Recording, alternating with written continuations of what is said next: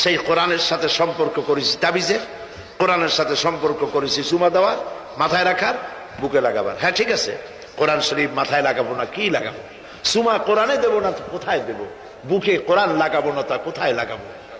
এটা ঠিক আছে, কিন্তু আপনি বলেন, আপনি ডাক্তারের কাছে গেছেন, আপনি রুগী, ডাক্তার আপনাকে প্যাথোলজিক্যাল টেস্ট করে আপনার ডিজিজ কি তা ফাইন্ড আউট করে আপনাকে দিয়ে দিল, কি দিল? প্রেসক্রিপশন। আপনি প্রেসক্রিপশন গ্লাসের ভিতরে ভিজাইয়া 41 দিন সকালে আর বিকালে পান করলেন, অথবা প্রেসক্রিপশন ভাস করে মাদুলির মধ্যে ঢুকাইয়া গলায় ঝুলাই দিলেন, অথবা প্রেসক্রিপশন সকাল বিকাল চুমা খাইলেন। রোগ ভালো হবে? রোগ ভালো হবে? যদি কেউ প্রেসক্রিপশনের সাথে কোনো রুগী যদি এই ব্যবহার করে, তাহলে সেই রুগী সম্পর্কে আপনার চিন্তা, আপনার মত, আপনার রায়, আপনার ফতোয়া কি হবে বলেন? বলেন জোরে। এটা যদি আল্লাহ পাক যদি হন মহান চিকিৎসক, আর এটা যদি হয় সেই মহান চিকিৎসকের পক্ষ থেকে বিশ্ববাসীর সমগ্র রোগের জন্য মহা চিকিৎসাপত্র প্রেসক্রিপশন, তাহলে এই প্রেসক্রিপশনের সাথে যারা ওই জাতীয় ব্যবহার করে তাদেরকে কি বলবেন? এবারের ফতোয়া নিজের গায়ে পড়বে। বাচ্চা বড় হইতে পারে না, মায়ের পেট থেকে বাচ্চা আসছে, সমানে এতগুলো তাবিজ ঝুলাই দিছে গলায়। বাচ্চা যদি কথা বলতে পারতো তাহলে বলতো যে আল্লাহ কি অপরাধ করছে, এর চেয়ে তো মায়ের পেটে ভালো ছিলাম, এগুলো তো জাগাইতেও পারি না। কতগুলো তাবিজ, এরপরে কালো সুতা, হলুদ সুতা, লাল সুতা করতে পাইছো? আজমির শরীফ থেকে আনছি, হারাম। পীর সাহেবদের কাছে যাওয়া হয় আর তারা ফু দিয়া সুতায় গিরে গিরে দিয়ে দেয়, হারাম। কেন সুতায় গিরে দিবেন? মুসলমান ছাগলের বাচ্চা নয় যে দড়ি দিয়ে সুতা দিয়ে আপনি বাঁধবেন। আপনাদের শরীরে যদি তাবিজ থাকে, বাড়ি যদি কারো থাকে, সব খুলে নদীতে ফেলে দেন। আলাইসাল্লাহু বিকাফিন আবদা, আল্লাহ পাক বলছেন আমি কি আমার বান্দার জন্য যথেষ্ট নই? আলাইসাল্লাহু বিকাফিন আবদা, আমি আল্লাহ আমার বান্দার জন্য যথেষ্ট নই? চিল্লায় বলেন অবশ্যই যথেষ্ট।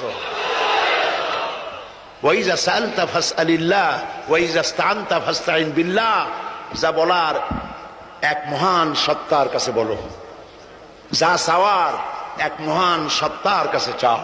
তিনি কে? তিনি হচ্ছেন আল্লাহ পাক। সুবহানাল্লাহ বলেন, সুবহানাল্লাহ।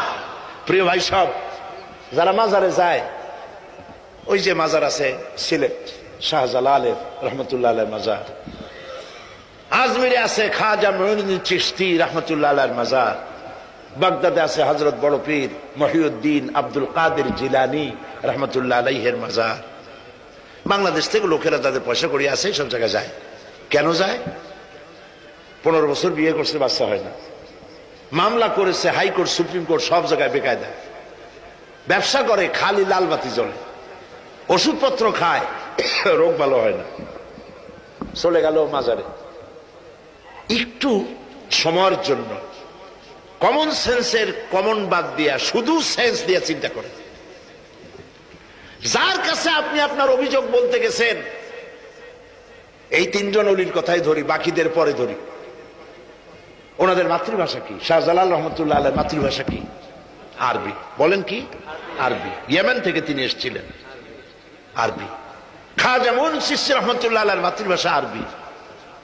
হযরতে বড় পীর আব্দুল কাদের জিলানী রহমতুল্লাহ আলাইহির মাতৃভাষা আরবি। আপনি গিয়ে বাংলায় বললেন, খাজা বাবা আমার তো 15 বছর বিয়ে করছি, বাচ্চা মোটে হয়নি, এখন করবো কি? আপনার কথা খুব বুঝছেন তিনি, তাই না? খুব বুঝেছেন। গেল 1 নম্বর মিসফায়ার। 2 নম্বরে, আপনি যে কবরের কাছে গিয়ে এই কথাগুলি বলছেন, তিনি যে কবরে আছেন তার গ্যারান্টি কি? ওখানে তো তিনি নাও থাকতে পারেন। সাধারণ এমপি মন্ত্রী কোন জেলায় যদি যায়, সরকারের মেহমানখানা আছে, নাম কি? Circuit house. মেহমান যে আন্দাজের, সরকারের তেমন ব্যবস্থা আছে, ডাকবাংলা আছে, রেস্ট হাউস আছে, সার্কিট হাউস আছে, ঠিক না? 2 রকমের মেহমান। এক প্রকার হলো ভিআইপি, আর এক প্রকার হচ্ছে নিকৃষ্ট, চোর ডাকাত, এরাও সরকারের মেহমান। চোর ডাকাত, মুচ্ছা বদমাস, সন্ত্রাসী, ওরা যদি মেহমান হয়ে পুলিশে, এদের ধরবে কারা?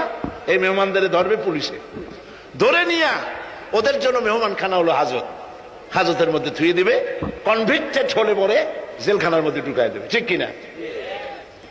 আর যদি এমপি হয়, মন্ত্রী হয়, প্রধানমন্ত্রী হয়, তার থাকার জন্য প্রত্যেকটা জেলায় গভর্নমেন্ট সার্কিট হাউস করে রেখেছে। এই সব মন্ত্রী প্রধানমন্ত্রীর চাইতে ওলিউল্লাহ, আল্লাহর ওলি যারা, তাদের মর্যাদা আল্লাহর কাছে অনেক বেশি। তারা ইন্তেকাল করবেন আর আল্লাহ ওই মাটির মধ্যে ভালাই থবেন। আল্লাহর কোন রেস্ট হাউস থাকতে নাই, আল্লাহর কোন গেস্ট হাউস থাকতে নাই। হয়তো তিনি কবরে নাই, গেস্ট হাউসে তিনি আরাম ফরমাচ্ছেন। 2 নম্বর মিসফায়ার। 3 নম্বরে, কবরে যদি থাকেও তখন তিনি ঘুমে আছেন না চেতনা আছেন? যদি ঘুমের মধ্যে থাকে তাহলে 3 নম্বর মিসফায়ার, কোনো কামে লাগলো না। এই জন্য চাইতে হবে এমন মহান সত্তার কাছে যিনি কখনো ঘুমান না। লা তাখুযুহু সিনাতুন ওয়ালা নাওম, যার ঘুমও নাই, তন্দ্রাও নাই। কে তিনি? চিল্লায় বলুন। কলিজাটারে পরিষ্কার